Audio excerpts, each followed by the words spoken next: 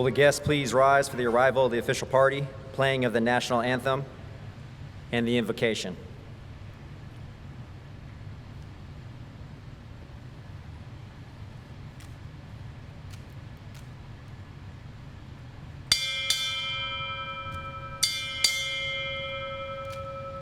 Naval Station Guantanamo Bay, arriving.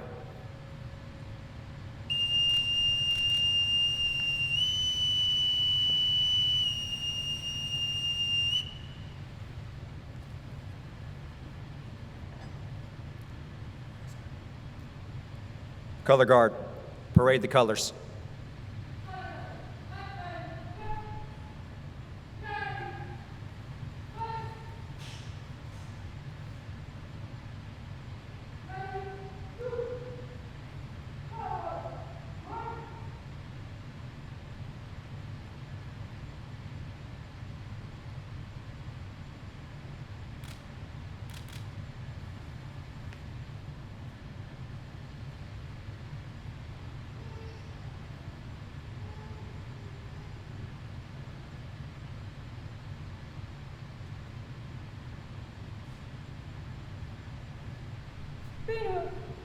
March!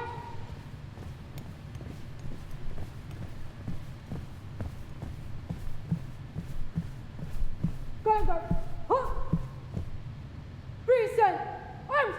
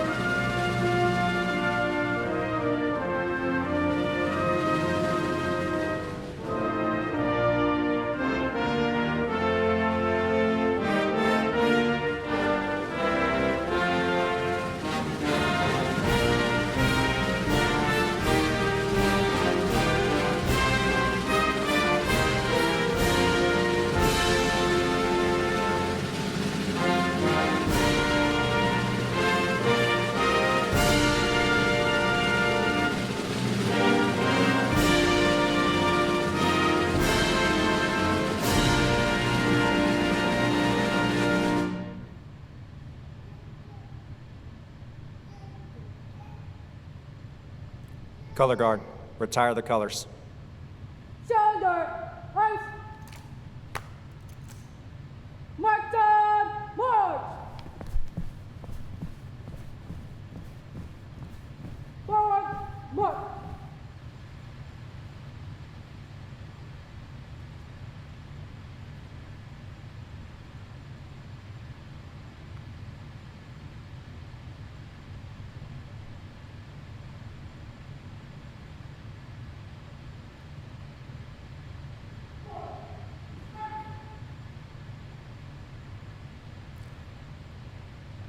The chaplain will now deliver the invocation.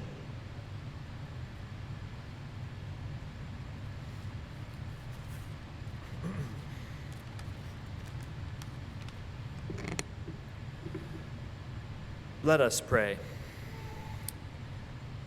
Good and gracious God, maker of all things, we praise you for the grandeur of your creation. We give you thanks for the many blessings you have seen fit to give us. We thank you especially for the exemplary career of Chief Electronics Technician Adam Ross. We praise you for his 22 years of tireless service, from NCTAMS Lant in Norfolk to the USS Mesa Verde to the USS Montgomery, and here at Naval Station Guantanamo Bay. Oh Lord, we thank you for protecting Chief Ross during wartime and peacetime, on land and at sea. Through your providence and guidance, Chief Ross has overcome countless challenges, persevered through unexpected obstacles, and maintained his bearing in perilous situations. We thank you for his devotion to duty and for his loyalty to his shipmates. We thank you for his amazing wife, Camille, their beautiful children, Michael, Aaron, Daniel, and Catherine, and for the sacrifices they have made together. As this chapter of their lives comes to an end, we ask, O Lord, that you continue to bless and prosper the Ross family as they begin a new journey. Guide and nurture the Rosses as they set down roots in Marinette, Wisconsin, and as Chief Ross brings his experience and wisdom to the shipbuilding industry. Heavenly Father, be our unseen guest at this ceremony and continue to be with the Ross family as they prepare to leave the Guantanamo Bay community. We pray all these things in your holy and mighty name. Amen.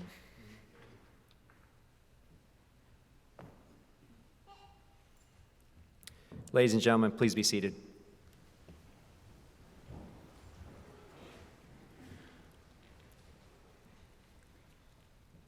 Chief Bassett, post aside, boys.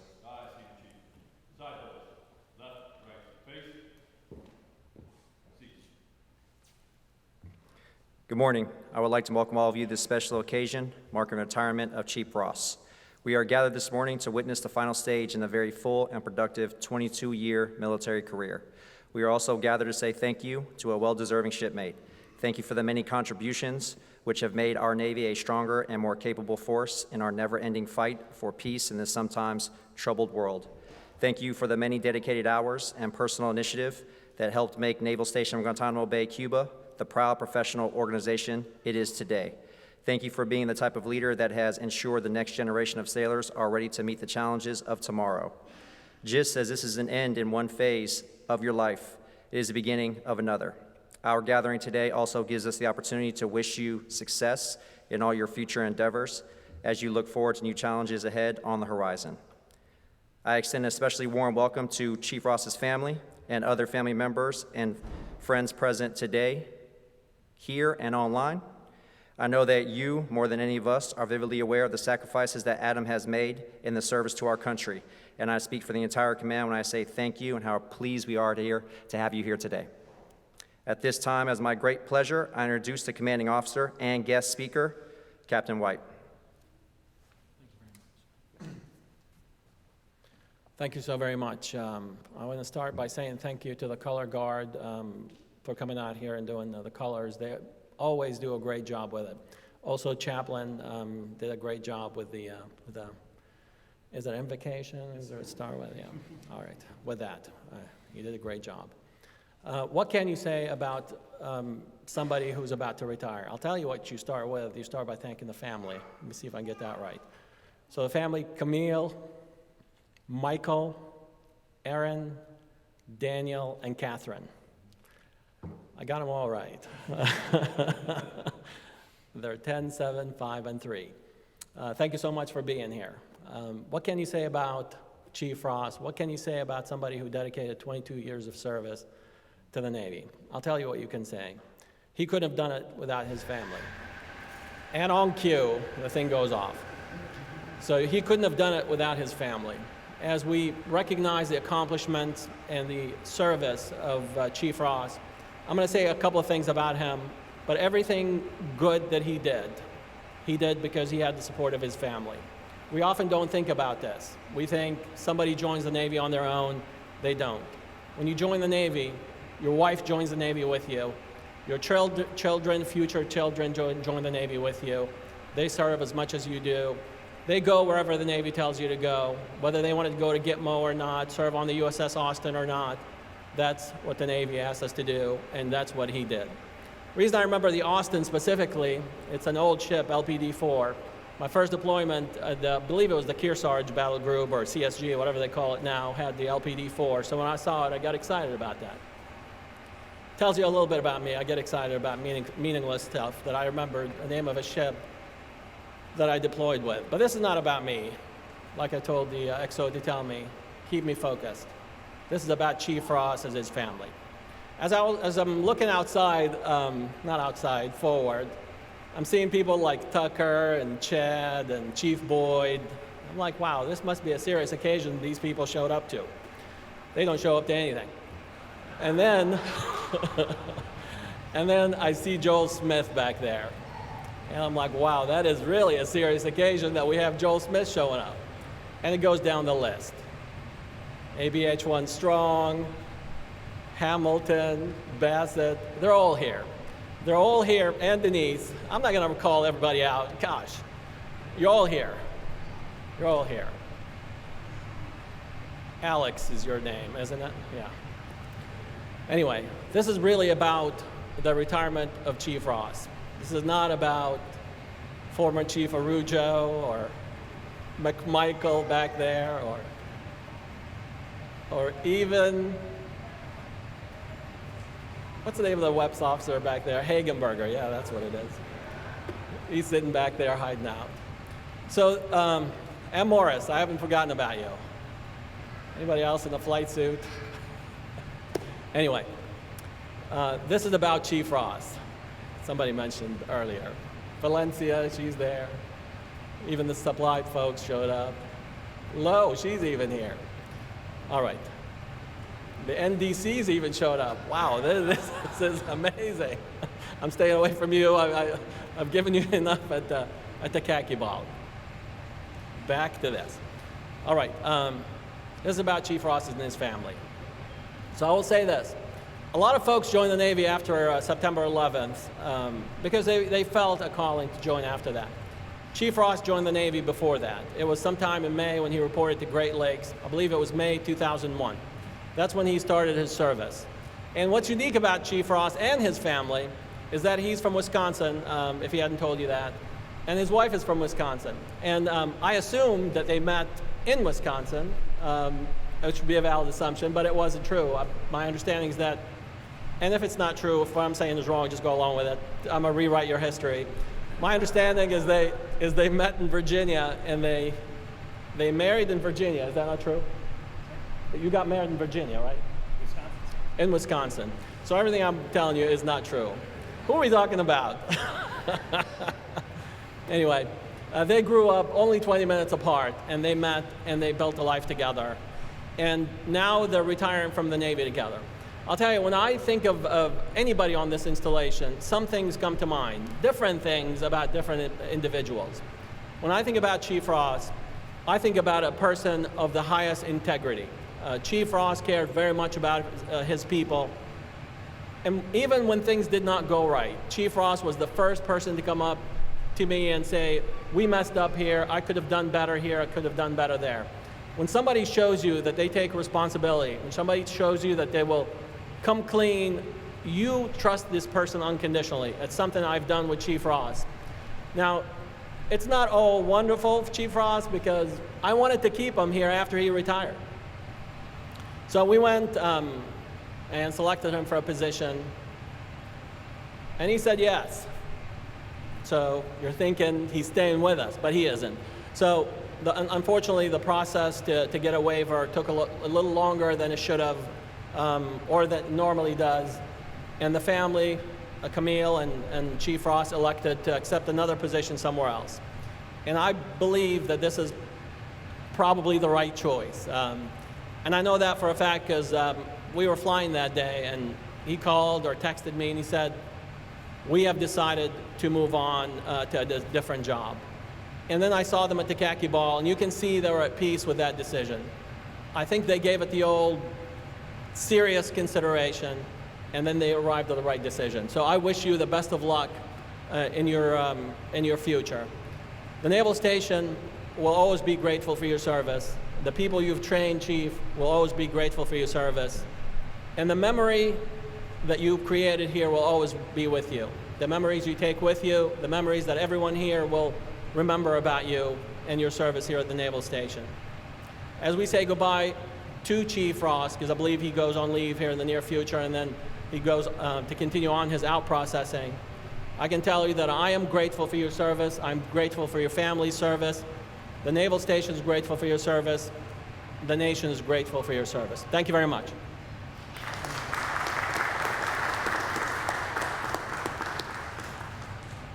Thank you, sir. Captain White will now present Chief Ross with his retirement awards. Chief Ross, front and center.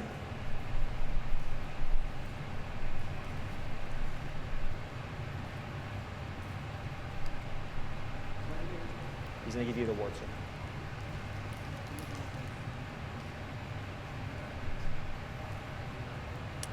Attention to award. Department of the Navy, this is to certify that the Secretary of the Navy has awarded the Navy and Marine Corps Commendation Medal, Gold Star in lieu of third award to Chief Electronics Technician, Surface Warfare, Adam J. Ross, United States Navy, for meritorious service while serving as Leading Chief Petty Officer, Air Operations Department, U.S. Naval Station Guantanamo Bay, Cuba, from October 2019 to October 2023. Chief Ross performed his duties in a highly exemplary professional manner. He expertly navigated the department through the COVID-19 pandemic, maintaining mission readiness and the health protection protocols. He led air operations through 6 critical inspections, maintaining maximum readiness in support of U.S. 4th Fleet and U.S. Southern Command. His superior performance and commitment to sailors highlights a culmination of his 22 years of service to the Navy. By his unswerving determination, wise judgment, and complete dedication to duty, Chief Ross reflected great credit upon himself and upheld the highest traditions of the United States Naval Service. Signed, S.S. White, Captain, United States Navy, Commanding Officer, U.S. Naval Support Station, Guantanamo Bay, Cuba.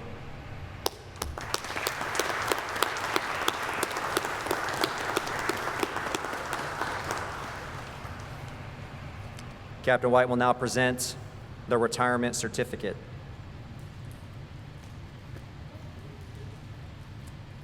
Fleet Reserve of the United States Navy, this is certified that Chief Electronics Technician, Surface Warfare, Adam Joe Ross was transferred from active duty to Fleet Reserve of the United States Navy on the 30th day of November 2023 after 22 years of service. This certificate was awarded as testimonial of faithful and honorable service. Signed, S.S. White, Captain, United States Navy, Commanding Officer, Naval Station Guantanamo Bay, United States Navy.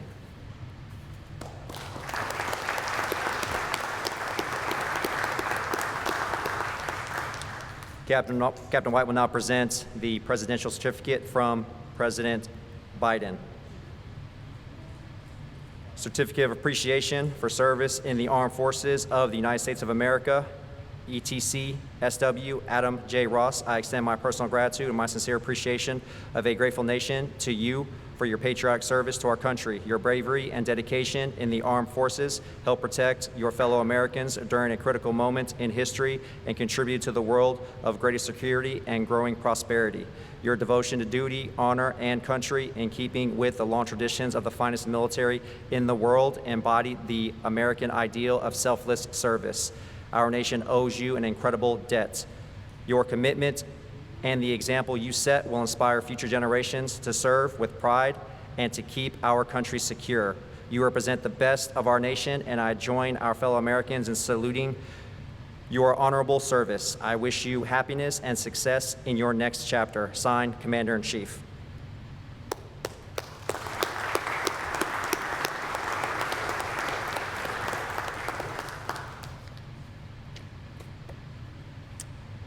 Ladies and gentlemen, it gives me great pleasure to present to you Chief Adam J. Ross, United States Navy. We're doing that after he talks.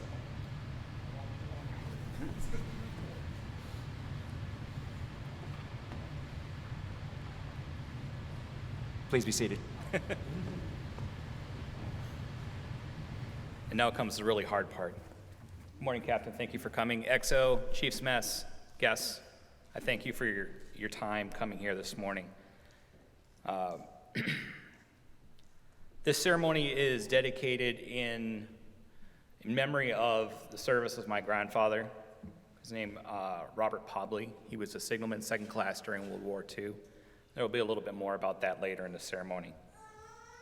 Also, I want to mention my aunt, who was one of the first F-16 mechanics in the Air Force during her tour from 1976 to 1982. I wasn't really sure what I was going to talk about today, but I wanted to do something I figured everybody would enjoy, tell a couple sea stories. And I went last night, started thinking back through my career, and I came up with about 10. So I'm going to try to cut that down to 2 or 3, if I can, and try to make this a little bit shorter. The first one I want to talk about is my very first deployment on board the USS Austin. Chaplain, I know you didn't mentioned that ship. I wasn't permanently assigned to that ship. I was sent TAD for the deployment while we were pre-commissioning the USS Mesa Verde. Due to Hurricane Katrina, our schedule was pushed far back, and they needed us to do something, so they sent me with a bunch of junior ETs. My job on that board, that ship, was to keep them out of trouble and get my ESWAS pin.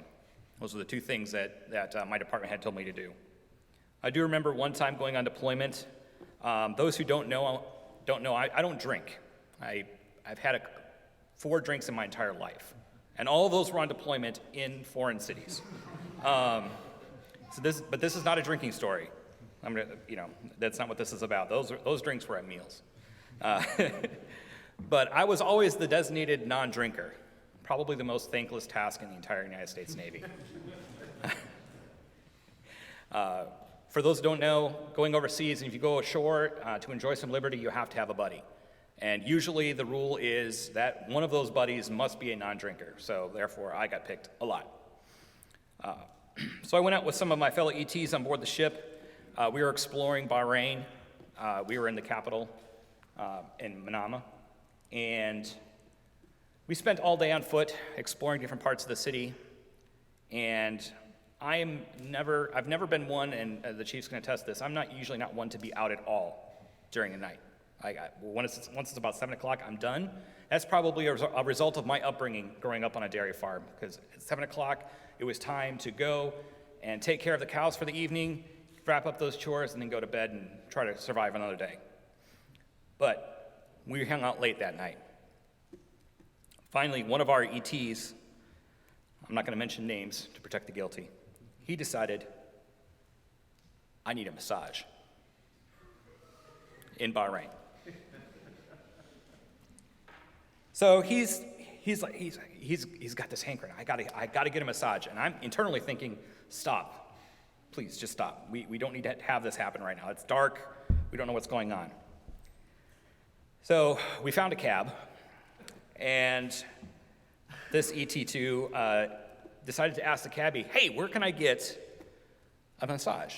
I just need a massage. And I'm sitting there thinking, at that point, I'm getting a little nervous. I don't know what's about to go down, but I have to take care of this guy because he had some drinks, and lest I get in trouble going back to the ship. The cabbie says, I got you, in Arabic, I presume, and took us to a part of town that we had not been into before. And at this point, I'm wondering, when was the last time I updated my page 2? Because there might be some notifications made. I didn't know what was about to happen.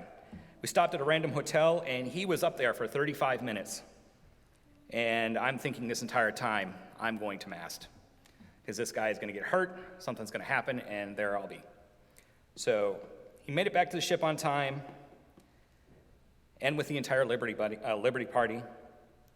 And to this day, I have no idea what happened during that massage. I don't want to know, I'm not asking.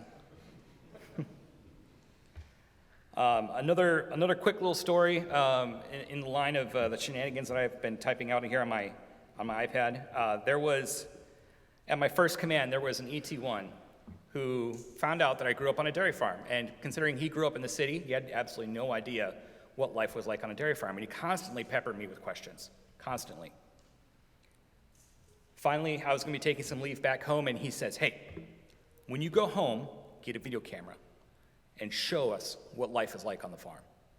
I said, okay, I can do that. So I borrowed a video camera from somebody, and we've got all the things that you can imagine happening on a farm happened while I was there. We had surgery on a cow, we had the birth of a calf, and some other stuff that I'm not going to mention. I filmed it all. That was about 2 hours worth of footage. Came back from leave, and we were working on a shift, and of course, after all the maintenance was done and all the taskers were taken care of, we sat down to watch the entire unedited 2-hour video of what life was like on the farm. That was the talk of the shop for, I would say, the rest of the time I was there. And I think to this day, he still has that videotape somewhere. And lastly, when we were pre-commissioning the USS Montgomery, we were deployed to Mobile, Alabama, and I say deployed intentionally. We were down in Mobile, Alabama, getting ready to move on board the ship. And one of the things that we had to do as ETs, we had to take a particular course for network security. This course was delivered in a series of videos of a taped classroom. Incredibly boring. And these videos range anywhere from 30 seconds to 10 minutes long.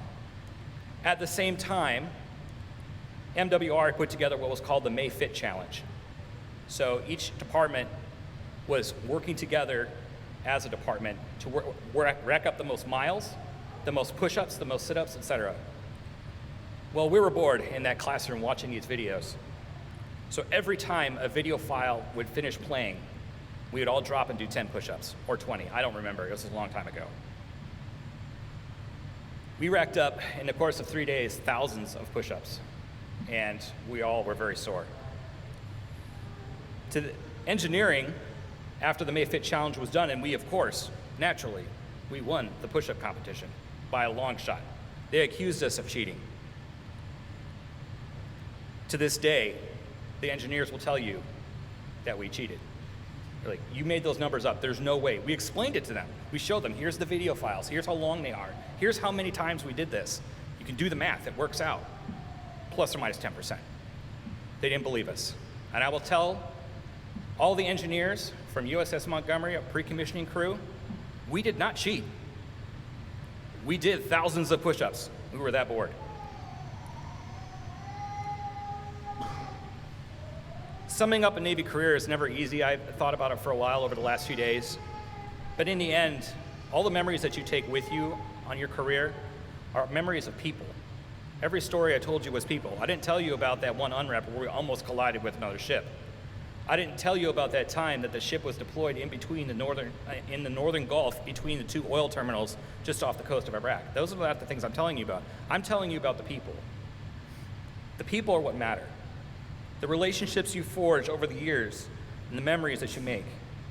You'll remember the hard work that you do, and I do. I remember all the hard work I put in here. I remember the hard work commissioning 2 ships. And I remember the difficult decision and the hours and hours that Camille and I spent debating, do we stay here or do we go? Do we have faith that 180-day waiver gets approved? Or do we say, okay, we've met our deadline and we have to go? That was a difficult decision to make. It wasn't easy. And I told the captain that when I texted him that afternoon, as he was flying that day because of a mission that popped up. You'll remember those hard times, but more often you will remember fondly the good times. So those were a couple of the stories about my career. Every one of you will take those with you in your career, and I want to say thank you to the entire command. This has been the toughest, yet the most rewarding tour I have ever been on, and this is the strangest command I've ever been to. I know whenever we have a change of command, the new CEO likes to come in and say, I don't want to hear it's how we do this in Gitmo. And I think you said that as well, sir. We do things a certain way in Gitmo, and that makes it challenging, but it also made it rewarding. So I thank the ETs, Chief's Mess, everybody who's here for making this command a grand finale for my career. Thank you very much.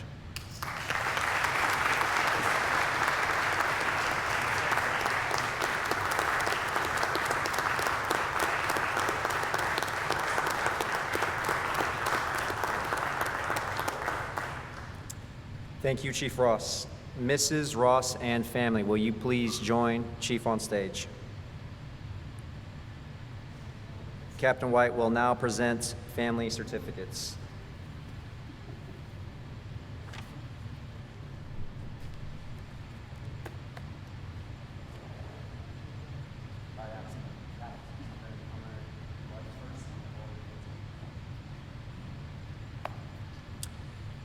Attention to award. Certificate of Appreciation from United States Navy to all who shall see these presents. Greetings. Greetings.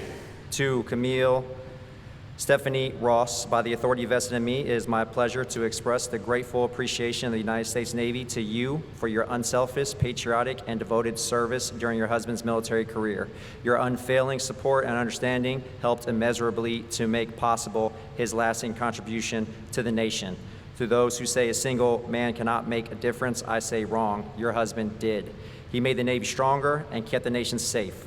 With his service to the Navy now complete, He will be able to spend more time with you in the future. The United States Navy thanks you, and I thank you. Given the 30th day of November 2023, SS White, Captain, United States Navy, Commanding Officer, Naval Station Guantanamo Bay.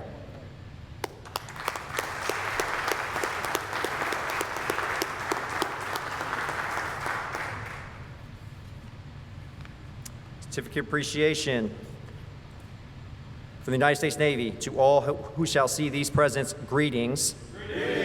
To Michael, Aaron, Daniel, Stephanie. No, hold on, I'm missing one. Who am I missing, Adam? Catherine. By the authority vested in me, it is my pleasure to express the grateful appreciation of the United States Navy to you for enduring the frequent and long separation from your father. Adam has served his country. These months, indeed years, that he spent away from you constitute a clear and noble demonstration of his love for you and his family. You see, he left you in order to ensure that you inherited a safer world, a sure peace. To those who say a single man cannot make a difference, I say wrong. Your father did. He made the Navy stronger and kept our nation safe. With his service to the Navy now complete, he's able to spend more time with you in the future. The United States Navy thanks both of you and your father for enduring these separations. Given the 30th day, November 2023, SS White, Captain, United States Navy, Commanding Officer, Naval Station, Guantanamo Bay.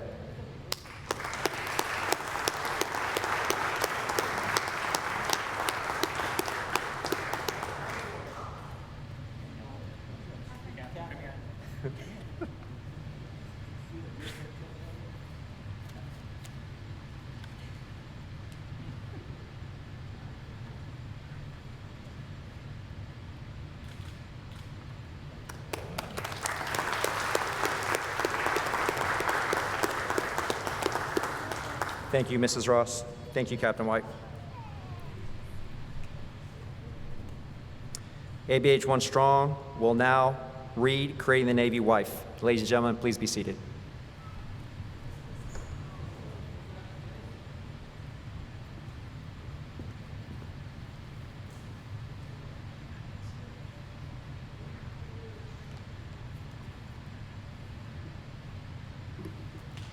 Creating the Navy Wife.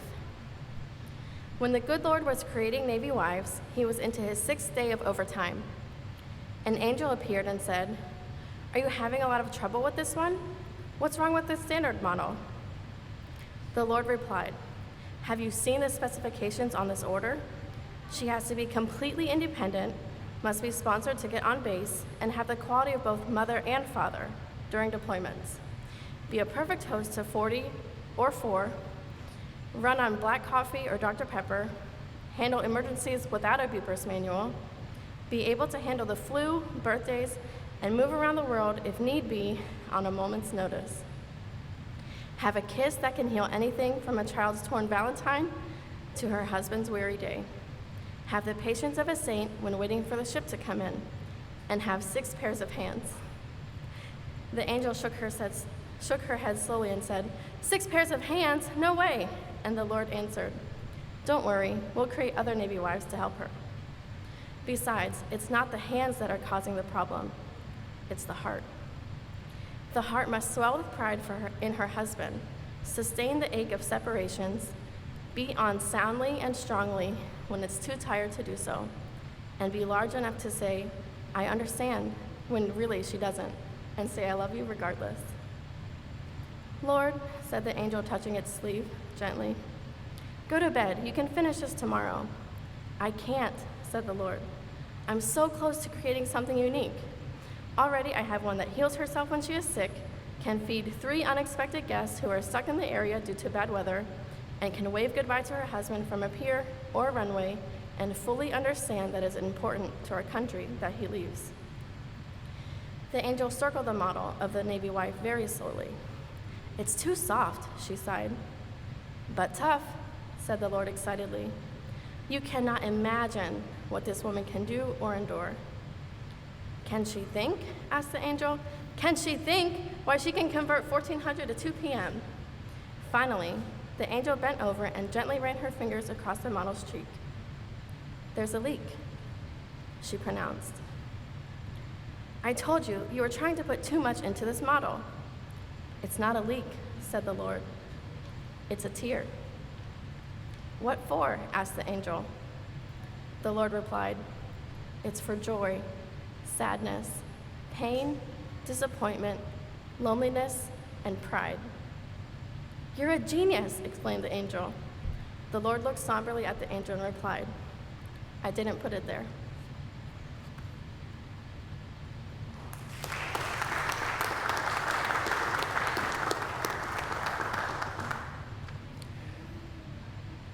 Thank you, ABH-1. According to naval legend, it is bad luck for a sailor's shadow to touch land before their body did. Fellow sailors would therefore try to keep their shadow safely on the ship by stowing it in a shadow box and giving it to them once they were safely on land. This symbolic shadow would be a virtual backdrop of a military career complete with rank, medals, and other souvenirs or accomplishments that would remind them of their time in the service. It also serves as a reminder of the high regard that their fellow sailors held for them. Today, the CPOA President, MAC Valencia, will now present Chief Ross a shadow box in representation of his 22 years of service.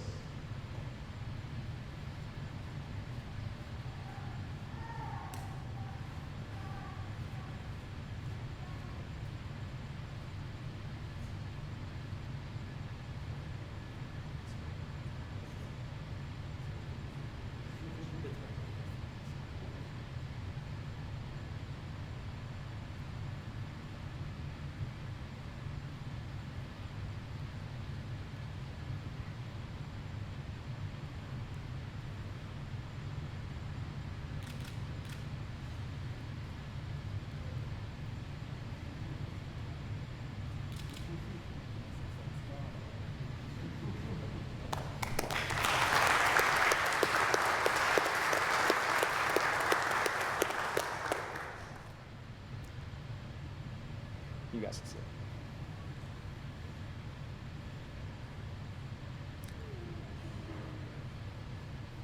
The flag folding ceremony represents the same principles on which the freedoms of our proud country were originally founded.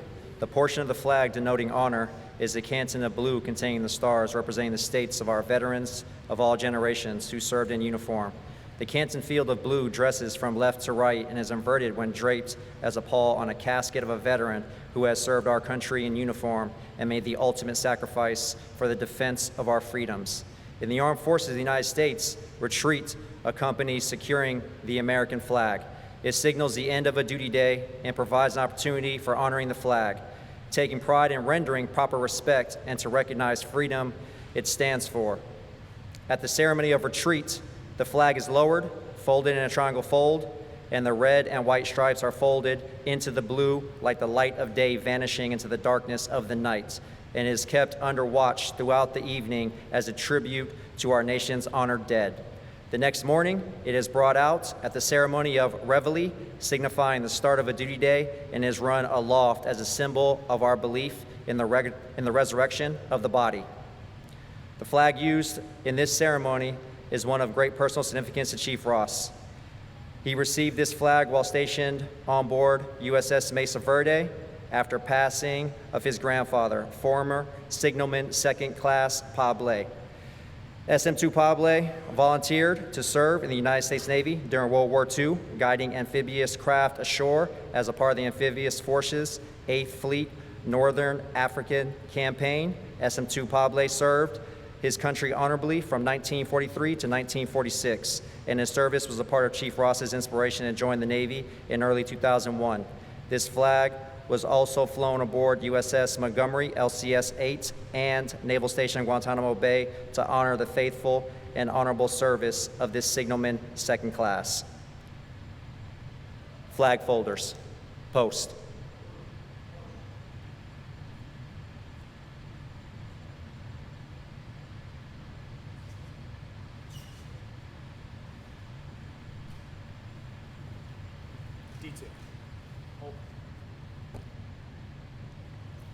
The FCC Davis will recite the 13 folds.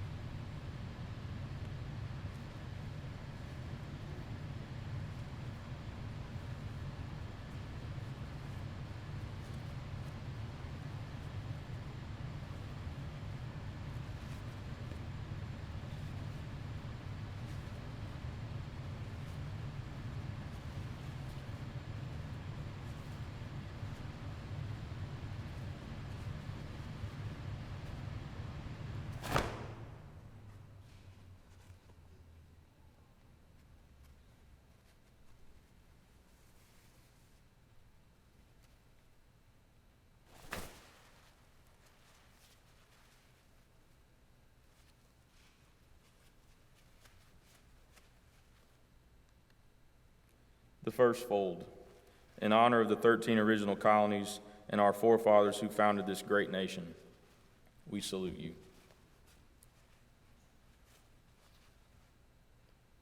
The second fold, to the men who died in the war for independence, we salute you.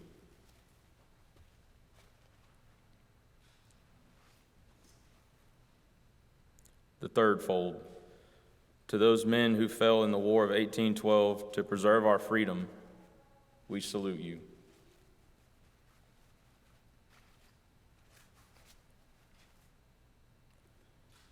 The fourth fold, to the brave soldiers on both sides, the North and the South, in the Civil War, we salute you.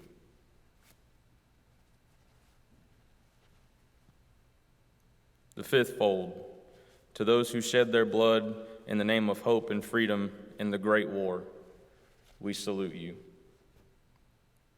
The sixth fold, for those who have gone before us and died in the terrible battles of World War II, Pearl Harbor, Anzio, Midway, the Bulge, Iwo Jima, Guadalcanal, Normandy, and Berlin, we salute you.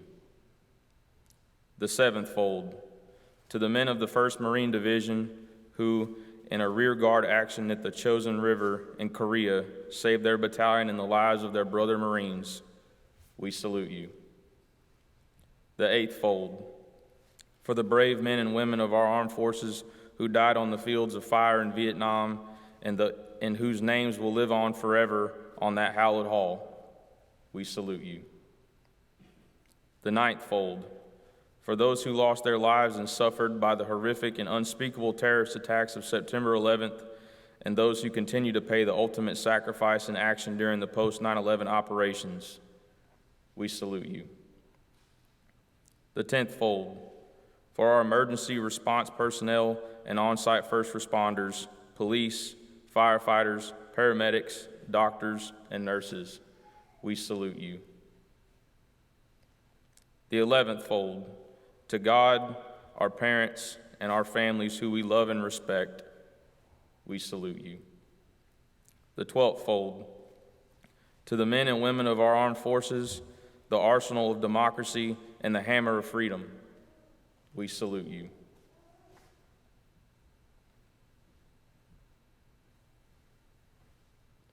The 13th fold, lastly to freedom, because without freedom there is no honor. Without honor, we are not Americans, and on this we vow that as long as this flag flies, we salute you. When the flag is completely folded, the stars are upmost, reminding us of our nation's motto, "In God we trust." It takes on the appearance of a cocked hat, ever reminding us of the soldiers who served under General George Washington and the sailors and Marines who served under Captain John Paul Jones, who were faithfully followed by their comrades and shipmates in the armed forces of the United States, preserving for us the rights, privileges, and freedoms we enjoy today.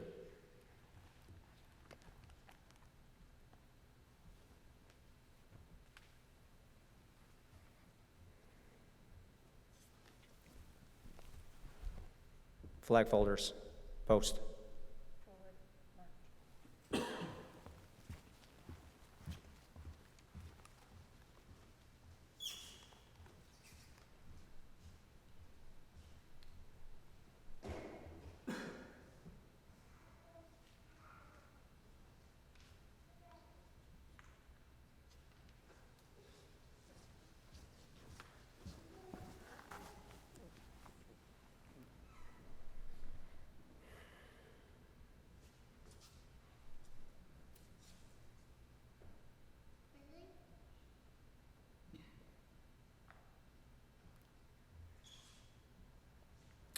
We will now observe the Navy tradition of passing Old Glory, the passing of the national ensign through each of the service members. In this detail is representative of each rank Chief Ross has attained in the course of his military career.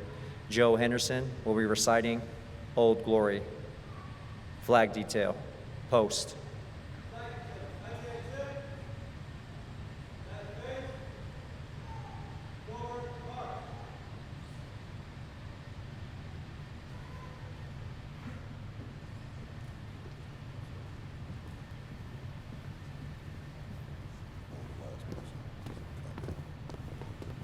2, halt. About, face.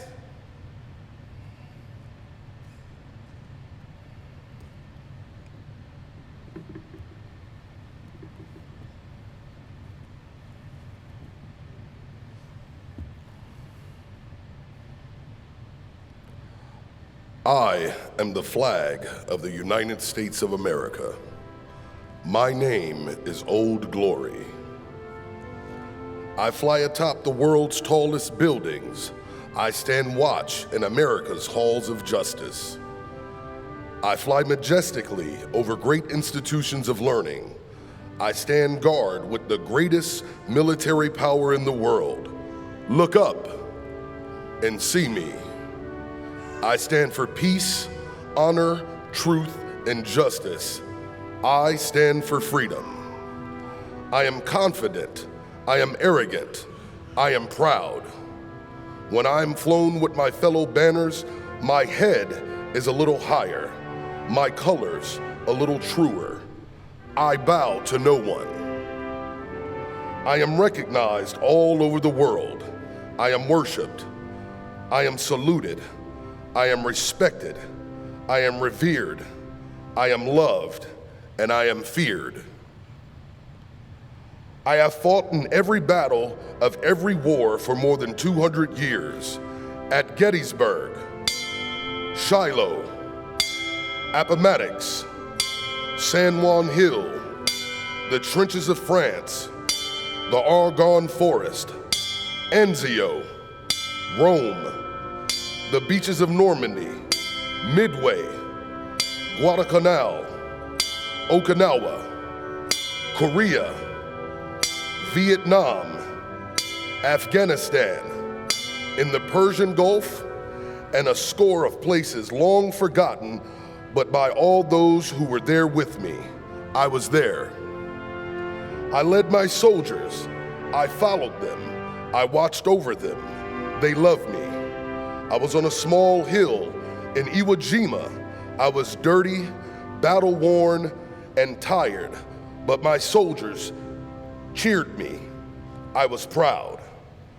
I have been soiled, burned, torn, and trampled on the streets of countries that I have helped set free. It does not hurt, for I am invincible. I have been soiled, burned, torn, and trampled on the streets of my own country. And when it is by those whom I have served in battle, it hurts, but I shall overcome, for I am strong. I have slipped the bonds of earth, and from my vantage point on the moon, I stand watched over the uncharted new frontiers of space. I have been a silent witness of all America's finest hours. I have flown over the top of the World Trade Centers, and after September 11th, 2001, I have flown over its rubble to remind the evil in our world that my spirit will not be crushed.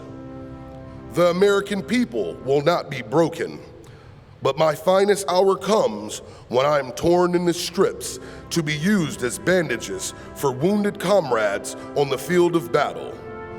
When I fly half-mast to honor my soldiers, sailors, Marines, and airmen, and when I lie in the trembling arms of a grieving mother at the graveside of a fallen son or daughter, I am proud. My name is Old Glory. Long may I wave, dear God, long may I wave.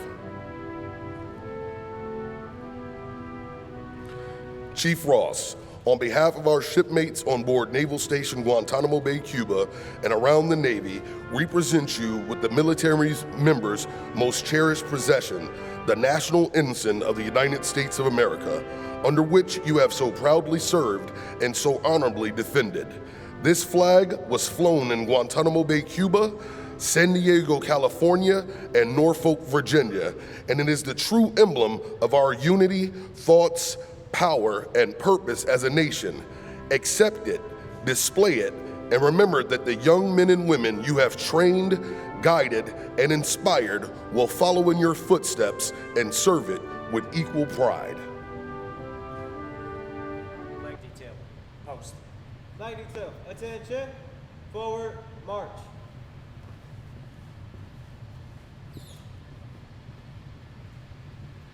Thank you, Joe.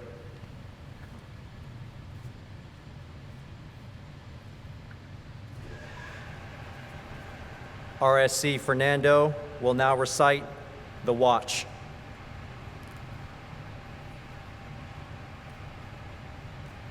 For 22 years, this sailor has stood a watch.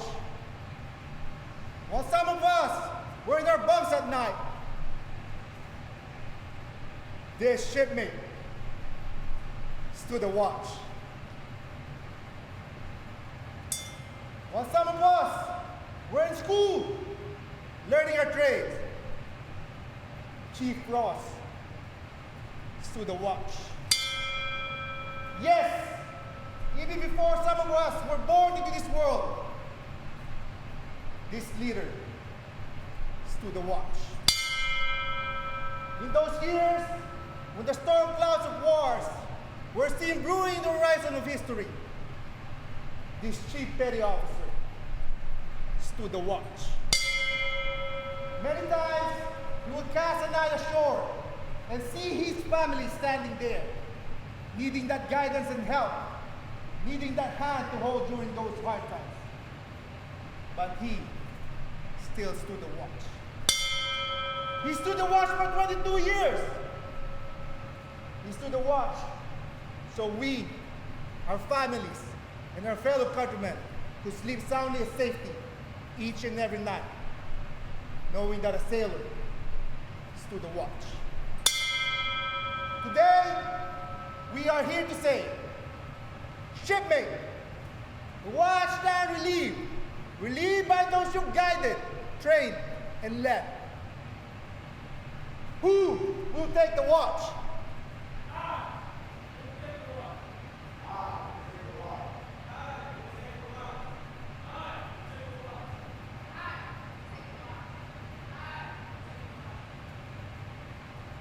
Chief Ross, 47.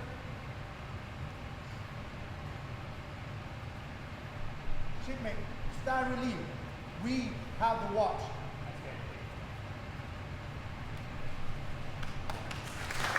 Navy Chief! Navy pride! Navy Chief! Navy pride! Navy Chief! Navy pride!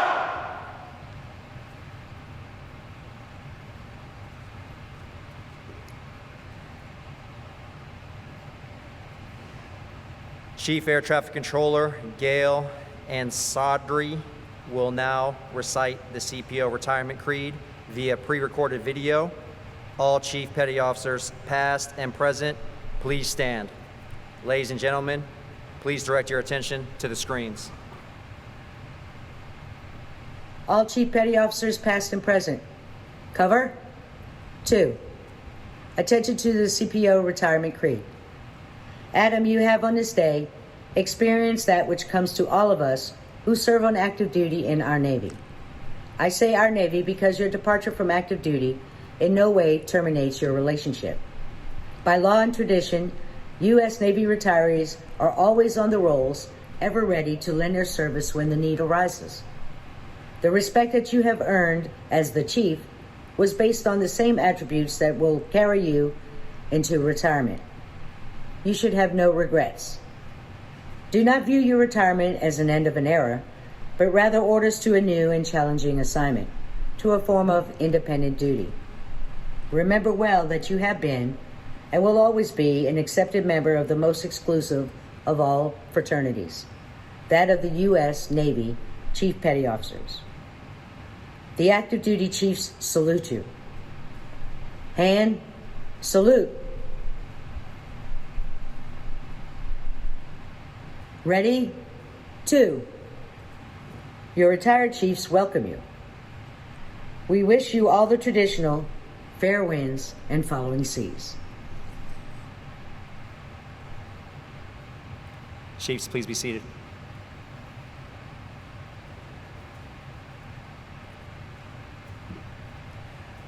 This order has been passed on naval ships from the 1500s through today. Spanish, English, Dutch. Yes, every Navy in the world has used the bosun's call and side boys to bring aboard or send ashore its officers, visiting officers, and all visiting dignitaries. The side boys would haul on lines and raise and lower the platforms so officers would not have to climb the rat lines, which were hanging over the side for the enlisted crew to use when going ashore or aboard. This honor was extended to visiting officers, dignitaries, and port officials. It was not uncommon for a commanding officer of a ship to order up a jolly boat, a crew of 8 strong backs, side boys, and the bosun to send an old shipmate and a fellow officer to his shore retirement home to never sail on naval ships again. All hands on deck was passed. Speeches were made about great victories, battles fought upon the open sea, raging storms weathered, and voyages to distant and strange lands, with ports of call others only dreamed about.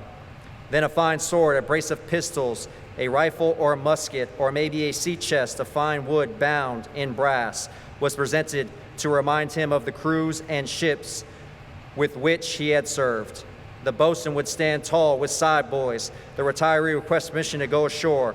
He stepped to the platform and the side boys would lower away. As the jolly boat pulled away, the gunner would fire a salute from the ship's main battery, and the retirees sat in the stern sheets going ashore. In the late 1700s, the United States Navy set sail with new ideas, new goals, and a desire to build tradition that would stand the test of time. The United States Navy led the way in providing honors for crewmen. The 1800s saw enlisted men holding retirements for other enlisted men for the first time. The captain would allow the jolly boat to take the enlisted retiree ashore. After the Civil War, the commanding officers began to hold enlisted retirement ceremonies to show the crew that they and the United States Navy recognized the contributions of the enlisted crewmen. Today, our Navy has given most of the pomp and circumstance, the honors, traditions, and ceremonies back to history. Time does not give us the freedom to do these things from the past. Nevertheless, we still have time to stop all engines, lay about smartly, and drop anchor to pay homage to one of our shipmates going ashore. We honor the years served, the guidance, the leadership, the friendship, and the expertise that this shipmate has freely given for 22 years. Chief Bassett, post the side boys. Aye, Senior Chief. Side boys, attention. Left, right, face. Will the guests please rise and remain standing through the end of the ceremony?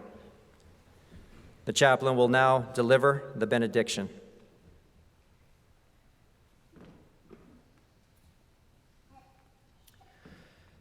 The Lord bless you and keep you.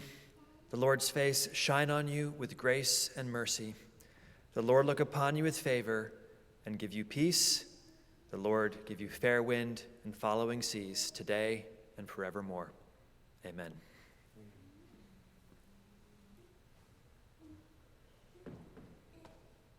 Chief Ross will now report to Captain White and request permission to go ashore for the very last time.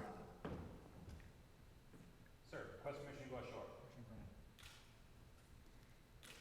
All Chief Petty Officers, past and present, man the rails.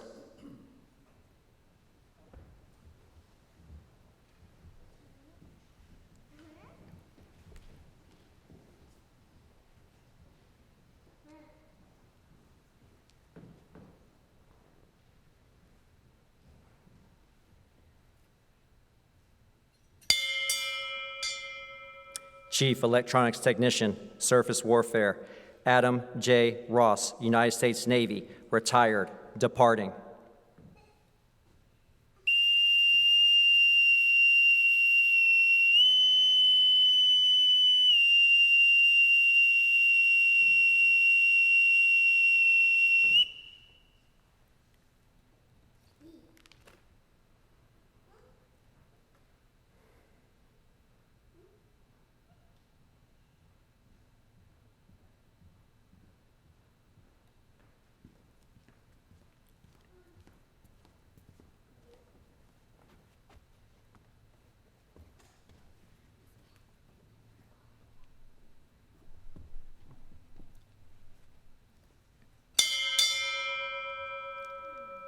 Navy family, retired, departing.